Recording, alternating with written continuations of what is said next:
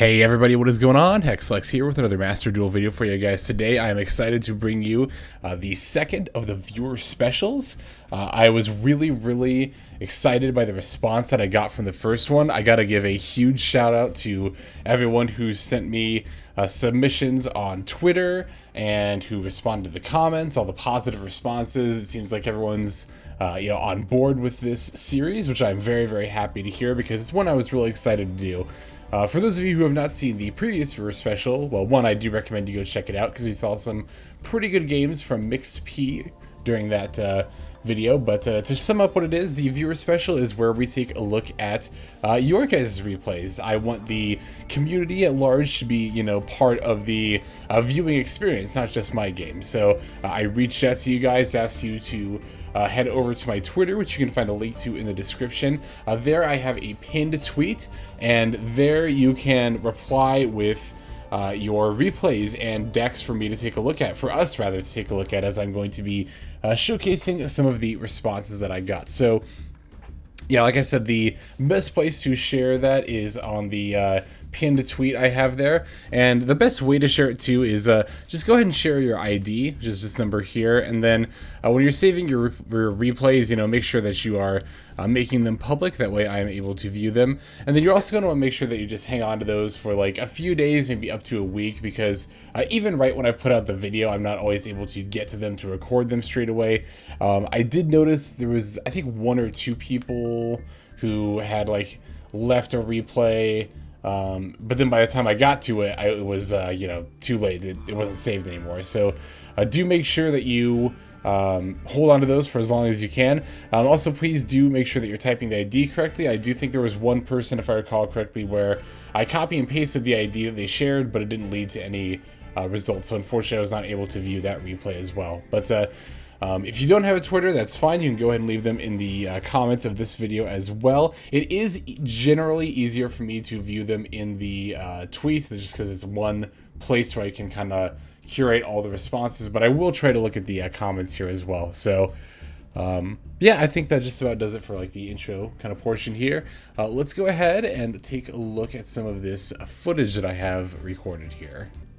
Alright, so this first game we're going to be watching comes to us from YMZ over on Twitter. They shared this game wherein they played Virtual World against Despia, and we're going to see a pretty nice comeback from them in this game. I actually really like this game, so thank you, YMZ, for sharing that. Looks like our Despia opponent's going to lead with Foolish, but YMZ's got the Ashe here for that, so we're able to put a stop to that. I generally like to Ashe a blind Foolish as well, because Foolish is a really good setup card in a lot of cases. So yeah, definitely think that was the right call there. Okay, here we see the Poly and the Edge Imp Chain. That's going to reveal them as probably more of a pure Despia. If they're playing Chain and Poly, the Edge Imp Chain and Polymerization package, and they tend to be more of a pure build. Going for Masquerade Dragon, deck does seem to tend to do that, and of course they're going to add the Patchwork off of the Chain, and it looks like they're getting the Albert off of the Despian Tragedy there. Makes sense. Yep, using the Patchwork here, why not, of course, to search the Polymerization and the other Edge Imp Chain, so they could actually go for another fusion. Looks like that is exactly what they're going to do. Fusing the Ad Libitum they had in hand with the Chain, they searched for a second Masquerade. Holy cow, so that's two Masquerade Dragons on the first turn, which of course means any card or effect activated is going to cost YMZ, or I guess Simon Texas as he's known here, it's going to cost them 1,200 life points per activation. So that's a bit of a yikes. Definitely a bit of a yikes. So, and of course, because we're in current format, we're going to throw a DPE on top of that, because why not? And yeah, this definitely looks to be an uphill battle. Let's see how we can come back from that. So what do we have here? Is that GG? I guess I'm not in Master Duel. I'm watching the video, so I can't hover over to look. But yes, that's GG Lalo. We drew Lulu along with Called By, and of course the Gates Queen Long here. So it looks like they're going to chain with the Branded in red, but we have the Called By, so that's really good. So we can stop another fusion monster from coming out. That's actually really good, because if another fusion had come out here, like if it was a third Masquerade Dragon, could you even imagine? Some Despia decks do run 3, but it was more likely than not the Despian Coratus there. Coratus, I never know how to pronounce that card. The one that reduces attack to 0, but Yeah, as we all know with Virtual World, all it really takes is one Virtual World spell or trap, and they can do more or less whatever they want. That's kind of just from my experience playing against the deck. I haven't had any experience playing with it. Well, I don't want to say yet because I don't want to get people's hopes up, but and it's still possible I could build Virtual World. It's still on the list, you know, it's perpetually, it seems like, on the list of decks I may or may not want to try out there, but... Alright, so it looks like we did manage to get some amount of synchro plays. That's good. Yeah, we can go into Shen Shen here. And this is actually going to go a long ways towards helping us win, because Shen Shen is going to be able to banish the DPE here if we can just manage to run over it. Now, the problem is a DPE reduces Shen Shen to 2,400 attack points. So we're going to have to do something about that before we can you know, get rid of our opponent's stuff here. And we did manage to negate one of the Masquerade Dragons, so we're already down to 1,400 life points, but the DPE is gone now.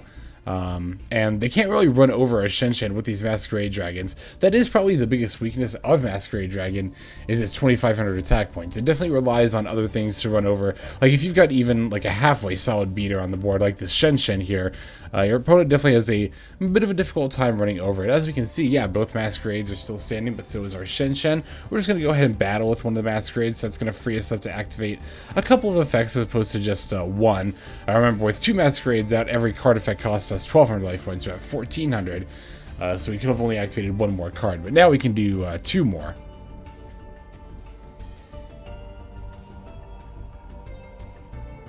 Or I guess actually I think we negated the Masquerade there, so we're able to activate even more effects at this point, which is definitely needed when we're only at 800 there. So that's definitely very nice. Yeah, it's just like it looks very precarious, and like honestly, double Masquerade deep plus DPE is like, I don't know, it's definitely enough to like seem like, okay, how could I even win? Like at 1,200 life points per card in effect, you know, you have to. That's what? Oh my god, math is never my strong suit. That's like 6 effects, and then I think you're down to 200 life points. But yeah, we managed to get rid of both Masquerade Dragons right as we're at 200 life points, actually. So that's really nice. Yeah, we're cutting it down to the wire on this one. But yeah, like I said, was good about to say though, it just goes to show that even when, you know, circumstances seem really dire, you know, I've always been a major proponent of not scooping or not like even mentally conceding, as I like to call it, which is like where you haven't hit the surrender button just yet, but you're like, I guess I'll see if I top deck my one out, but at this point I'm just looking for my opponent to, or just watching my opponent combo, and it's like, no, you should never just be watching your opponent combo. Even if all you can do is watch your opponent combo, you should also be thinking about like all of your outs and how you're possibly going to win the game. Like that needs to be the only thing you focus on at any point during the game, is like, what is it going to take for me to get a win under these circumstances? And as you can see, we did manage to get a win under what seemed to be very dire circumstances there. That was, again, the double Masquerade and DPE on turn 1. Not a lot of decks can play through that, but honestly, it doesn't really surprise me that Virtual World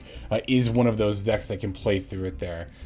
So yes, thank you very much to YMZ, aka Simon Texas, for submitting that game against Mayday there. Alright, let's go ahead and look at the next one. Okay, this game comes to us from Gimme to Win, who I see quite a bit on Twitter and in my comments. Thank you very much for your submission here. They are playing, I believe, was it a Dark World Despia deck with a DPE engine? Yes, it was. All right, yep, Dark World Despia with the DPE engine. So, oof, look at that. We opened Celestial and Dasher there. That's never easy. But, you know, we did get the Aliber into the Despia Theater. I always feel the need to say that when I read that card. So, we got a branded opening, too, which is pretty nice. So, yeah, we can just go ahead and send that Dasher. I think that's fine there. And then looks like we're going to fuse for the first Dark Lord here. Yep, first Dark Lord coming down here. Very, very solid monster. I actually think this deck is really cool, and there's a part of me that kind of wants to try it out, just so I kind of have an excuse to play Despias in something other than the fusion event. Of course, now the fusion event is over, but and the Despia, or the branded structure deck, is, you know, on the horizon, so we'll have plenty of excuses in due time here. It looks like our opponent's playing some sort of Synchron deck here, getting the Stardust Trail along with the Stardust Synchron here. We get the draw as well. Although with our negate from the Dramaturge, and then as well as the first Dark Lord just being a beefy body that can't be targeted. Now, okay, so I'm not really sure if my opponent messed up by increasing the level there, or my opponent, our opponent, I should say, or Gimme to Win's opponent, it messed up by increasing the level there, but it seems that kind of prevented them from really making any plays whatsoever, so, I guess I was pretty fortunate there. They weren't able to really do a whole lot. Okay, going for Star Venom is actually really huge here, because Star Venom is going to gain a lot of attack points from, you know, all these special summon effects. Then, of course, there's also the first Dark Lord's effect as well, which is going to allow us to bring back our Alibur, and in addition to our Dramaturge, which is coming back as well. Despia Engine is just so nutty. I can definitely see why it's as good. Like, even now, before all the, like, branded Structure Deck stuff has come out, it's still really, really good. Definitely better than I've given it credit for in the past. Like, I don't know, because before, like, the Fusion event, I was like, oh, I'll pretty much probably just wait until the you know, Structure Deck comes out, because that's the only point it's going to be really worth it to play, right? Oh, and then also, there's another cool thing about, like, what Gimme to Win does here, just casually setting up a Scythe Lock as well. You know, no big deal. Very cool, very, very cool. But yeah, no, the Despia engine, even as it stands right now, has very much surprised me in how, just how viable it is. Yeah, very, very, very nice there. So yeah, it looks like we're sending Celestial along with Plasma. Okay, so that's why we were so comfortable sending Dasher to the graveyard earlier, is because we had the Plasma. That's right, because I remember we did summon DPE, but then I saw we discarded the Dasher, and I was like, wait, how does that happen again? Yeah, because when I actually record the video, I don't really watch it. I kind of like to give, you know, some of my first impressions just as I'm, you know, doing the actual video for YouTube. So as I'm just capturing the games here, I don't add my own reactions. I don't really watch it at that point. Yeah, of course, bringing back the DPE, and we're just going to right away pop the Scythe, getting rid of their, whatever that continuous spells card, I forget off the top of my head. And then, of course, we get to cycle our Dramaturge back.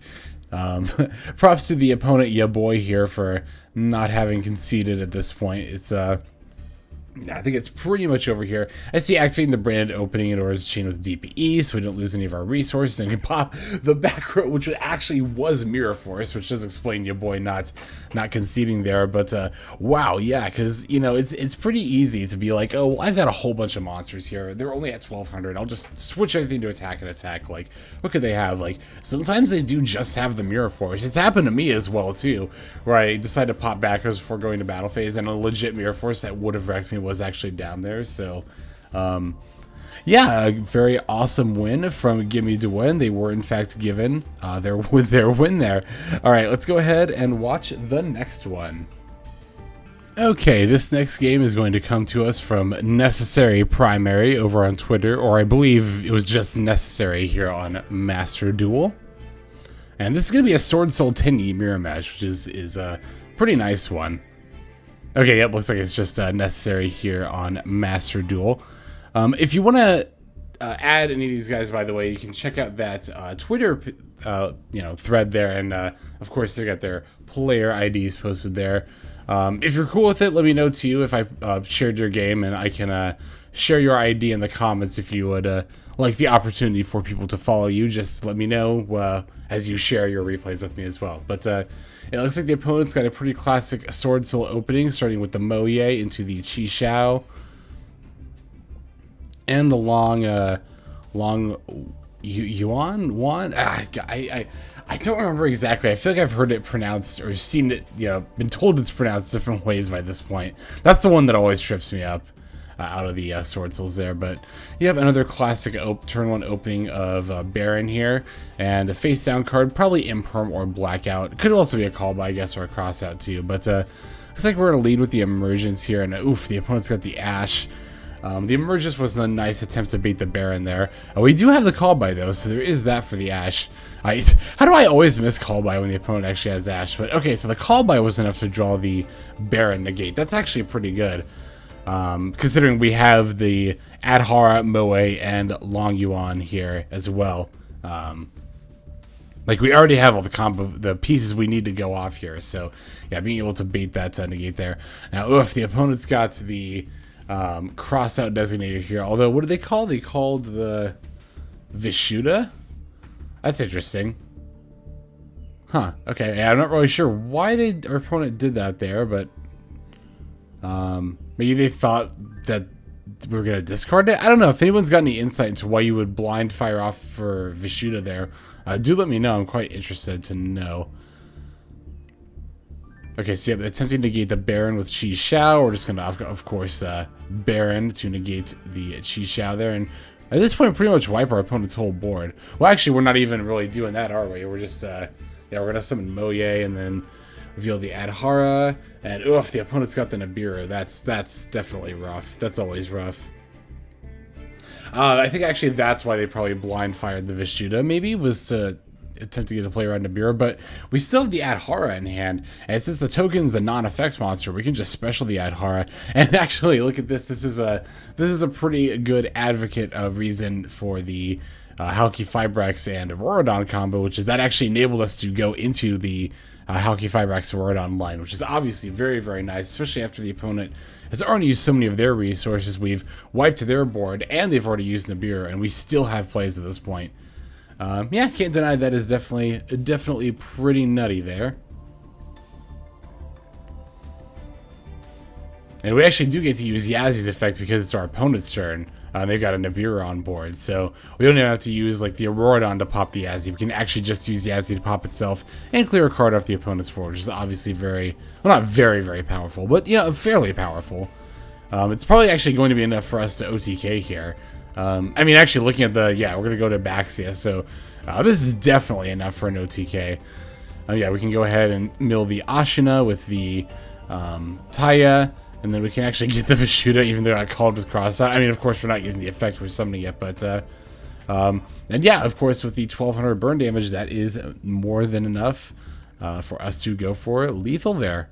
So very, very nice. Thank you very much to Necessary there for sharing that very awesome Tenyi Sword Soul game. You know, coming back from a really solid opening on the opponent's part and even playing through a Nibiru on top of that. That's awesome. Thank you again very much. All right, let's go ahead and watch the next one. All right, we're going to take a look at our next replay here. This one is submitted to us from Zyzel or Alexa over on Twitter. And it looks like they were playing a Tri-Brigade deck. Good old Tri-Brigade. We always love to see it. We always love to see it. Alright, let's see. Looks like we're taking the first turn here. Gonna have to start with the Kit into Almirage line with this hand. Yeah, because our only other cards really that can start us off for any kind of plays are Nerval and Ram Ram. But, ooh, the opponent's got the Ash here. That's definitely not good. I was going to say that's actually fine in this case, but yeah, not if they have the Ash boss. So that makes it decidedly less fine. So yeah, it looks like we're going to set the Twin Twisters. We do have a Royal Rare, might I add, Maxi. That is a very pretty Maxi. I can't deny I am fairly jealous here.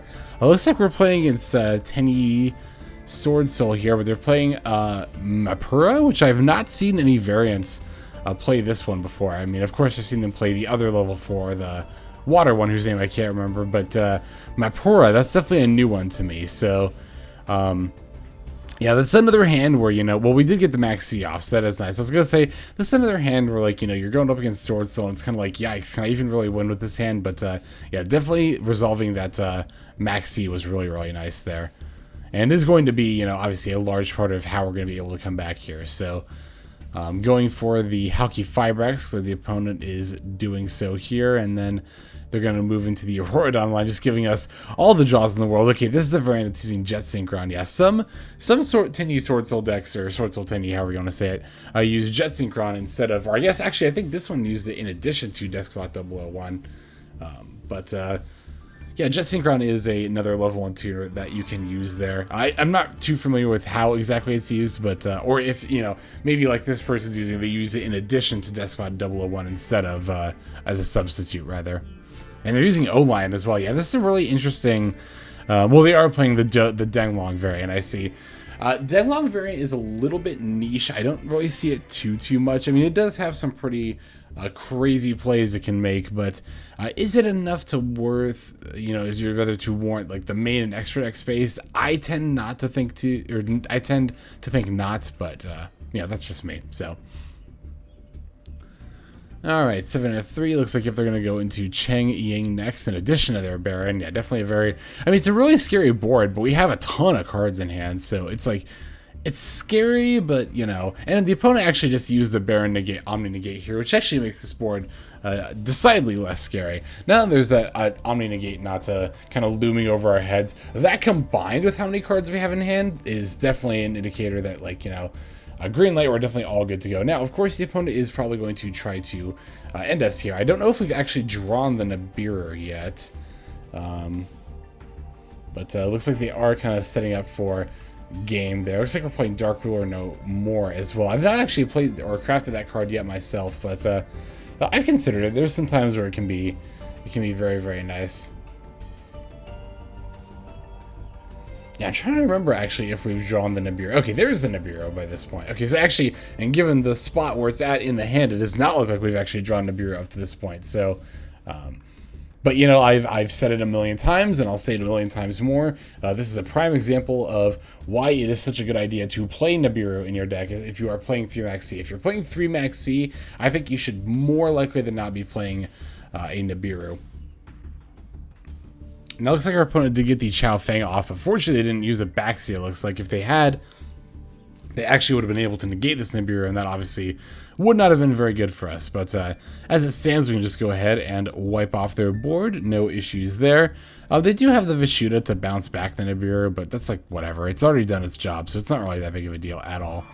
Now they do have one more play with the Ashina there, but yeah, I was gonna say I think that's it for them at this point. So, I mean, now we're going into this turn with a million cards in hand, and yeah, our opponent's meager resources are just not gonna cut it. Like, we're gonna Twin Twister the one back row away, and it's like, that's totally fine. Fractal to set up our graveyard from deck still, because why not? And honestly, why not at this point? Like, it's actually pretty good to just, you know, use the resource. Like, even though we have a lot of resources, it's still, I think, fairly important to, like, use your resources fairly wisely. Again, even if they do happen to be in abundance there. So, but yeah, I mean, we've got Kairos and Teferi Jid, and now we still haven't used our normal summon yet. We could still go for a Zodiac into Zeus line if it ends up needing to come to that. Now here's where Mapura is pretty useful. The ability to negate a card or effect that targets, well, it has to specifically target one of your non-effect monsters. I thought it was an effect that targets while you have a non-effect monster, but no, yeah, not really super sure why my opponent's playing Mapura as opposed to the other level 4. If you have any insight in that, I would love to know in the comments. As always, I am very eager to hear if a play looks weird or doesn't make sense. There's usually a comment that'll enlighten me, which is obviously very nice, because not only do I know, then I can in turn help enlighten others who may not have read that comment. So yeah, it looks like we're just going to go for the access code kill here. Pretty simple. No real need to make things too fancy or complicated here. And of course, the opponent's only got one card in hand, so after this Nibiru token gets popped, I'm sure there's not really going to be anything stopping us from just, yep, smacking them for lethal there with the access code and then the Shurig. Boom. So again, that game comes to us from Zyzel, aka, or Zyshel, aka Alexa over on Twitter there. Thank you very much for your submission. All right, we've got, I think, 2 more. At least 1 more, but I think it's 2. It might even be 3. Who knows? We'll find out. Let's go ahead and go into the next one. Okay, so this next game is going to come to us from East on Master Duel, who also goes by Johnny over there on Twitter. And it looks like they're playing DPE, or Adamancipator with DPE, which is fairly interesting. As you can see, we've got the Researcher and the Fusion Destiny, as well as the Dasher in the opening hand here. Yeah, very interesting, because I think by the time this video goes up, that video's already been on the channel, but I have played Adamancipator a bit since the new cards have come out, but I've not included DPE myself at this time. So I am actually interested to see more games from Adamancipator builds that include DPE. And again, I would love to hear from you in the comments as well. If you play the Adamancipator line in your DPE line in your Adamancipator deck, rather. Yeah, let me know what you think of that in the comments. If you like the engine, if you think it's worth it, or if you think it comes up dead is a little bit too often. That's kind of my concern, why I haven't included it yet, but yeah, just let me know. But yeah, it looks like we're able to go into the Hulk here. This is all this off of the one researcher, which is always very, very nice. And then, of course, the pro to using the DPE engine is when you open like this, where you open plays, and then a Fusion Destiny. It's like, it's going to be how the format's going to be for quite a while. It's like we do our combos, we make our plays, also Fusion Destiny. Because why not get that free, powerful boss monster there at the end? Okay, we've got the Union Carrier alongside the Dragite. That's interesting. And then we're going for Fusion Destiny. Okay, so are we gonna attach the Buster? Are we gonna Buster Lock with the Dragite or with the DPE? That's actually pretty cool. Yeah, it looks like we are.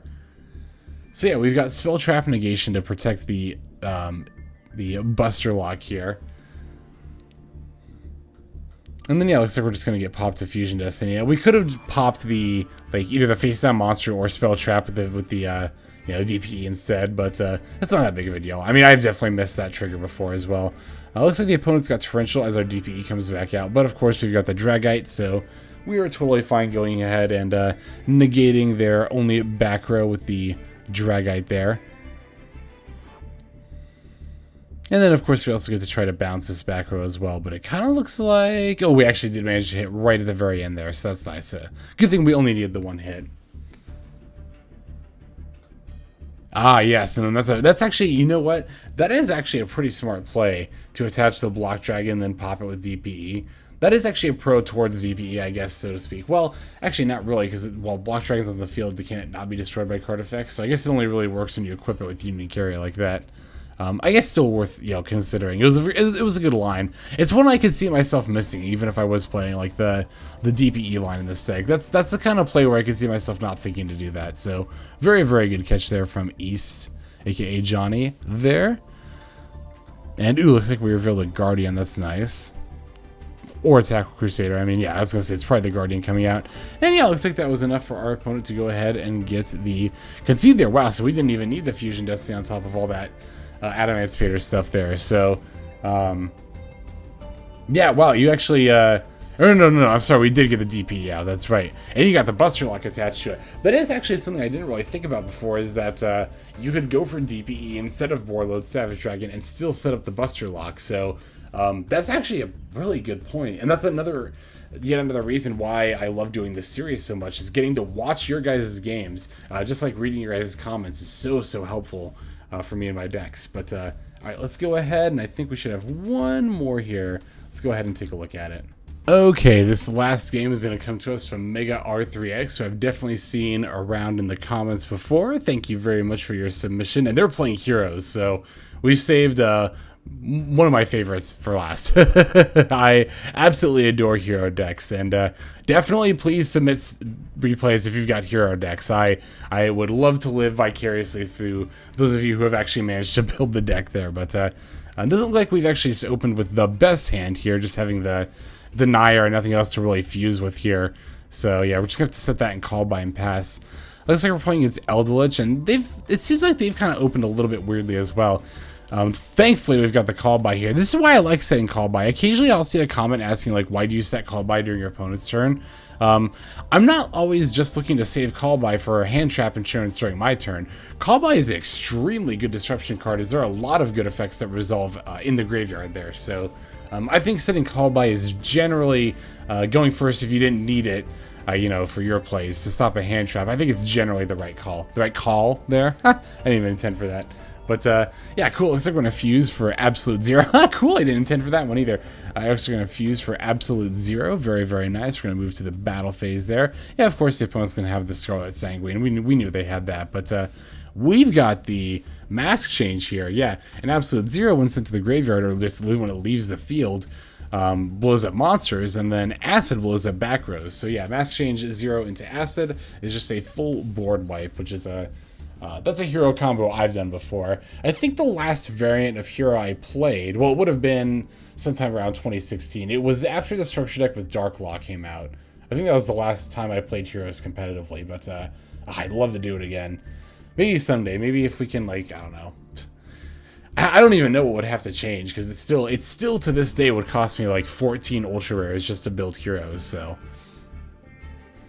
okay, looks like they got the Raigeki for our Raigeki and Eldritch. That's interesting for our Acid there. Oh, they're playing the Seven Cities as well. I don't think I've never actually played against an Eldritch that plays that. And is that an Eradicator Epidemic Virus that I saw? That's actually a pretty interesting tech. I actually think I might kind of like that. But, okay, we're going to flip up the cities, but not fuse here. Going to smack us for 35. That's fine. We do have the Miracle Fusion, so that is nice. But, yeah, I was going to say, they get to set up some more back rows here. Well, I guess just the Scarlet Sanguine. And of course we open Stratos. Gotta love Stratos. I love Stratos. it's definitely got a soft spot in my heart. It's one of my favorite cards in the deck. Like I literally still remember the day that issue of Shonen Jump came out that had Stratos in it, and like going straight to the local comic book store right after school to get 3 copies because there was that. Because Stratos, like, wasn't at 1 by the time it came out in the TCG. It was at 3 for, like, 1 weekend. So I had 1 locals where I got to play a deck with 3 Stratos in it. And then, of course, it went to 1, like, literally 1 week. It was 1 week is all we had with 3 Stratos. But this is yet another game where we're actually going to get into Beerud here. But it's ultimately going to be fine because we still have plays after it. We've got the Malicious here, of course, and then, like I mentioned earlier, the Miracle Fusion. Miracle Fusion's always just been one of the more nutty cards in Heroes. Like, it's so, like, thematic to you because, like, you can be so far behind but still, like, rip a Miracle Fusion off the top of your deck, and it really is a miracle. Like, it just, like, gets you the win there. Using Sunrise's effect to blow up the Golden Lord with the Malicious is really, really nice here. I like that play a lot. We do know they have the Scarlet Sanguine, but that's fine. We can just go ahead and battle with the... Oh, and we get to increase here by battling the Malicious into the Golden Lord. That's really nice, too.